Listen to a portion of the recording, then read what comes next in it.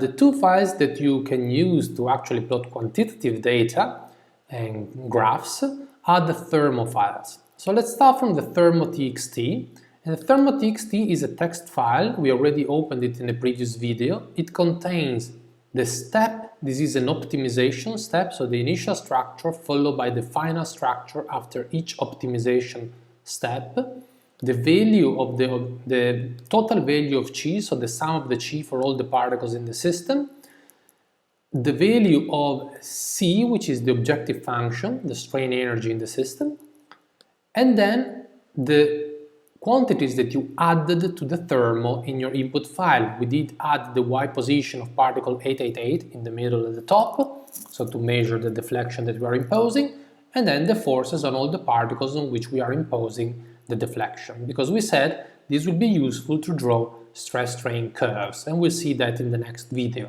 In this video here, we see what we can plot out of these Thermo.txt, and to plot this data, my suggestion is just use Microsoft Excel or LibreOffice if you don't use the Microsoft version.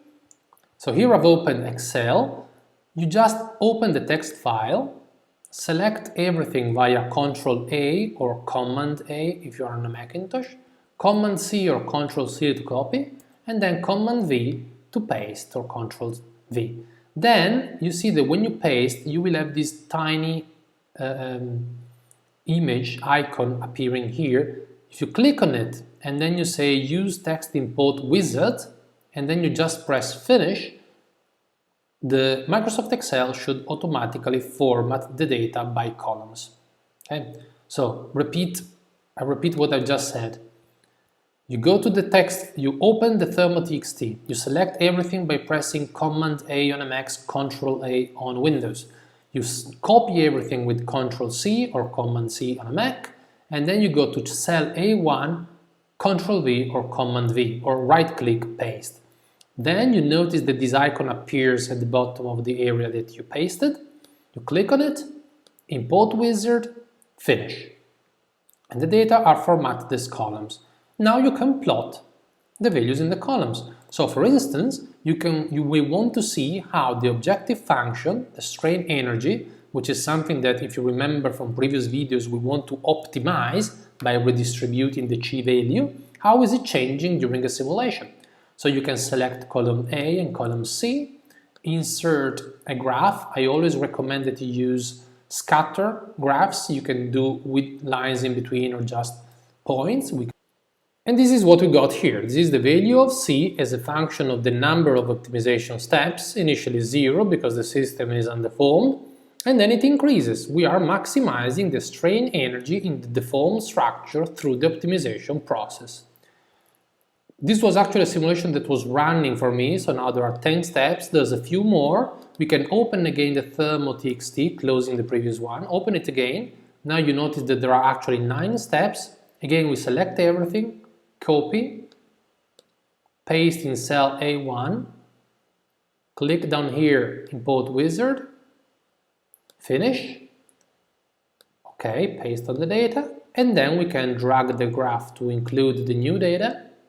And you see that pretty much we are getting to convergence here. So initially the cost function, the energy was increasing, so we are stiffening the structure, but now it's starting to flatten out, meaning that probably we reached convergence, we reached the optimum structure. So we did one more step, so let's do one more time. Copy the 10 configurations, paste them, wizard, finish. We add this new data point by dragging the graph. Let me drag it a bit more so we don't have to do it every time. And you see that indeed the solution is quite stable, meaning that we found probably the optimum structure. If we want to see in the dump file what is happening, we can update the dump file to the current version, and you see that indeed we started with the gray system everywhere, we concentrated more and more the chi, and now we get to the end where all the mass has pretty much gone in the middle column, and there is only these two tiny arms left around to rearrange, but most of the solution has been found, and indeed C converged. So when C converges, the energy of the system converges, which means that we found the maximum, we found the solution that we wanted. We could also plot, for example, how the total force increases. And we could expect, because the energy is increasing, because the stiffness is increasing, to impose a displacement of 0.4 millimeters, like we are doing here, we will need higher and higher forces. So what we can do is to, for instance, call a column F total force that we are applying to the system. This is equal to the sum of all the forces in this top bar that we are pushing down. And then we can drag this down. And now we have a column recording the total force that we are applying to the system. And we can use the same graph, just dragging this column here. Let's remove the title to avoid confusion. And also the total force, you see, is initially increasing and then reaching a maximum of 20. The units, everything we've been working here is in kilonewton, so this will be kilonewtons as well.